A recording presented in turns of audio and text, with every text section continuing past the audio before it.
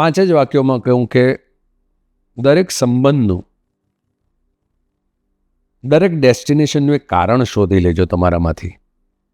કે સપોઝ તમારે કોઈકની સાથે જીવવું છે, તો હું કેમ આની સાથે જીવવા માંગુ છું? અને તમે જો હા સ્વીકારી લીધું હોય કે સામેવાળાએ હા સ્વીકારી લીધું હોય, તો એ સંબંધને તાજા રાખવાનું કારણ શું છે? કારણ છે ને આપણે ચૂકી જતા હોઈએ છીએ. કરિયરમાં પણ કે હું આ વિષયમાં કશું કરવા માગું છું, કેમ? કારણ શું? તો આ બાકીના 50,000 માણસો કરતાં વધારે ક્ષમતા છે મારામાં?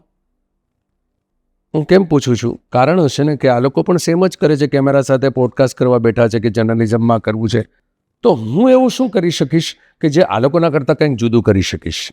એ કારણ. આટલી બધી વ્યક્તિઓમાંથી એક વ્યક્તિ સાથે મારે ગ્રો થવું છે, કેમ? એ કારણ. કારણ તમે સમજી લેજો તમારી જાત પાસેથી, લાઈફ બહુ સરળ બની જશે દોસ્ત.